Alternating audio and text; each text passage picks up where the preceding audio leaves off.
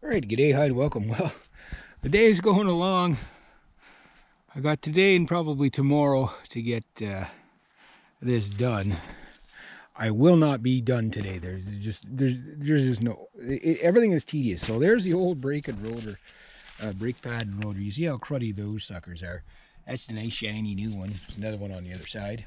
I've cracked the nut on that. Sometimes the universe throws me tools that I need just before I got to get into a job, and I'll show you the tool that I use to crack that nut. That's the banjo bolt. I really almost like, I'd have to head out in the morning to do it, but I really don't want to use that old banjo bolt if I can help it. I'm pretty sure it's fine, but it's just, you do all this and you leave that. Like, they should have thrown that in. So I got the vice grips on the hose, not too tight, just enough so that it doesn't seep. So what I did is I cracked it open. Yes, I had to use Thor. This has been the #1 tool for this job. And what I use, my nephew and I found this last year when the universe threw me some tools. We found this in the park on one of our treasure hunts. This tool is so great. So I put it right on, like, in this case where the nut was, and I just tap it with Thor, the hammer there, tick, tick, tick, tick, tick, and it takes everything off. It took these big beasts, which are torqued to 100 pounds, off. I don't think I have any blue Loctite. You don't want red, you want blue, but what I might do up here is put just around the head of this. I won't put anything on the threads this time around, but around the head of this I'll put some anti-seize. You kind of almost want it to seize there because it is a critical component. It's holding on the bracket. But this is the brake caliper as it comes. It comes with the clips already installed, which is nice. So then you don't have to worry which way the clips go. Now, which side goes where? Well, I'm just mimicking what I've got. So basically, I've got the bleeder screwed down, and you can see there's like a little bit of a lip there where the hose goes. And there's that lip there is going to be up. So that's this side, and that one's that side. So assuming the other guy put it together properly, everything's good. Now I'm going to show you what I did. So you can see these look nice and shiny. These are the brake pads here. This is how they come, set of 4. And you've got the little noise makers on there. If you're not sure which side they go, if you only have one, I believe, don't quote me on this, that they go to the inside. At the bottom, so it'd be like this way or whatever, so it'd be like inside at the bottom. I got 2, so that tells me when both pads are worn out. Chances are one chatters before the other, but before you even do that, what I have done, this stuff is your friend. This is probably the best stuff you can buy, and it's a silicone, because you don't want to use anti-seize or anything like that on critical brake components, because that stuff gets on everything, and you can't have anything on the pads themselves. They're ceramic pads. You don't want any oils on that. It'll smooth them out. It'll burn them and smooth them, and then you don't have brakes, right? So what I've done is, using my magic pointy finger, which will now never rust, I dabbed on this on the back side of the pads. As you can see, that's why it's all shiny, and just smoothed it. It doesn't, you want it gobbed on there, you just want it nice and smooth so that it doesn't stick. I also did the lip of the piston, and then of course these guys here are lubed up. This is probably the most critical one, and I'll tell you why. Because if the pads stick to that, it's not as bad, as long as the piston fully retracts, but it's better that they break apart. But when these things rust, what happens is it goes like this, and then suddenly you've got a brake caliper that's offset, which then bends things and does all things, and that will cost you your calipers. If you just maintain these studs and grommet or little boots there, you could probably get 10 years out of this caliper. You know what I mean? Like I don't know how old those calipers are, right? Mind you, I'm in Canada, so stuff doesn't last, it rusts out. But if you clean these once a year, I can guarantee you, you can probably get much more mileage out of it. So here's the bracket, which you have to take it apart to get the shoes in, or the pads in. So they just slide on. I'll show you when I get it on there. But they basically just slide on there, and you could see, if you're this one, they were nice enough to put the brackets on. So if you're wondering how the bracket goes, there you that little retainer clip goes. There you go. Lube these up too. It's because, I mean, this here is what slides, right? So what I do is just get your finger in there and make sure you cover the whole thing so that it slides freely. Pull it apart once a year, redo the lips. I'll actually put a little bit on the lips too, so everything is lubed up and good to go. So I'm gonna start getting that together because the days are getting shorter, guys, like a lot shorter. And I'm on the part where it's coming together. So once this is on, then it's just a matter of replacing or transferring that hose here.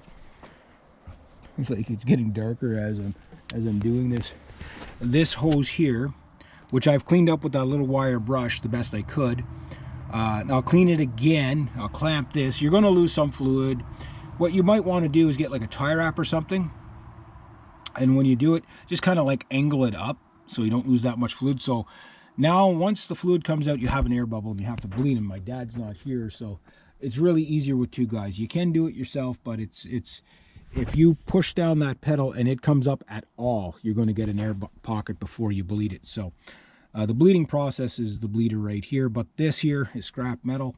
It's done.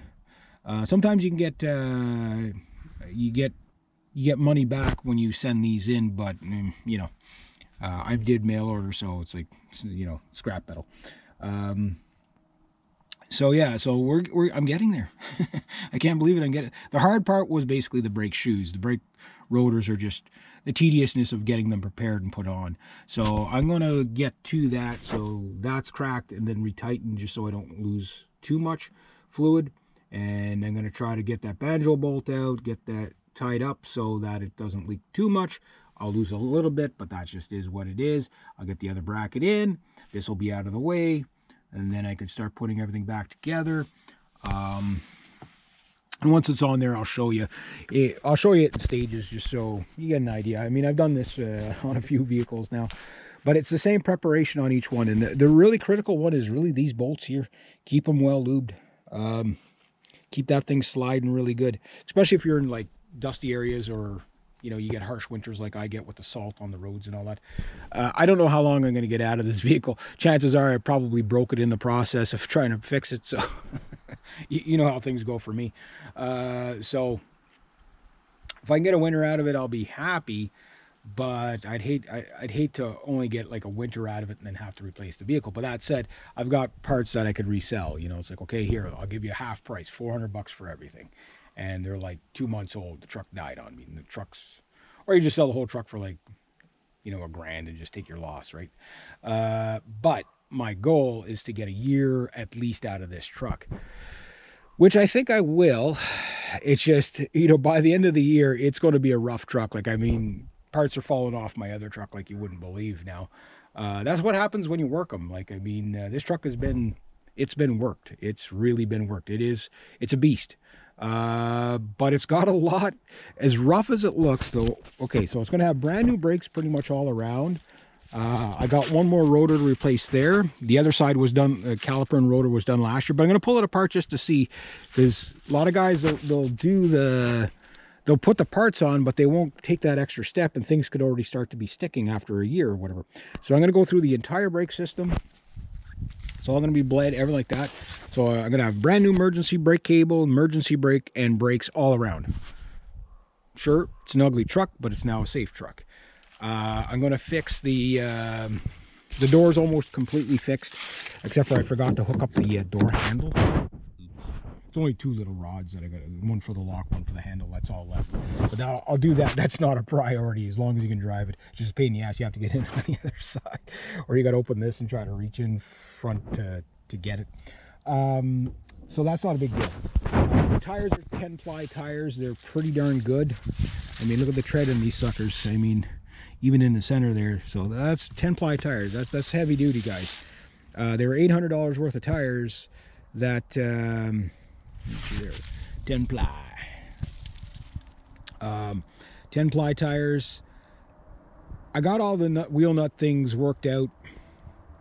That'll live for now. Like, again, I don't want to sink a whole bunch of money. There's never going to be a show truck, so if it's functioning, I don't care. Then it's the hose. And then the power steering hose, just to see if I can get that leak, you know, where it was leaking. How it depends how fast it's leaking, right? Sometimes just leave it the way it is. Okay, if it costs you $30 in power steering fluid a month, you're going to make that back anyway. It's probably better just leave it. Sometimes you break things fixing it, especially on older vehicles, right? And you get into a bigger nightmare. And then the tick, that's it. And then maybe it has parasitic drain, but there's a quick fix for that, and that's battery quick disconnect. Yeah, it's a pain in the ass, but it's functional, right? Yeah, and then on top of that, before I got the vehicle, he had an alignment done. So as rough as this looks, it's actually in pretty good shape. And then of course you got that big ass Hemi that's ticking away there. So who knows? Who knows? We'll see how far I get. And then yeah. And again, the nice thing is parts for this is going to be a lot easier to find than for my Ford, because my Ford, the rake cab, the problem with the rake cab is I looked at that other box. Unfortunately, like the box isn't rusted through yet, but it's about to be. So it's like, unfortunately, I'm still on a hunt for a box for that. But once I'm done this truck, that truck's coming over here, and I'm going to do the final assessment whether I'm going to put money into that truck or drive it into the ground. We'll see where I get. So anyway, there's where I'm at. So I'll show you on the next one.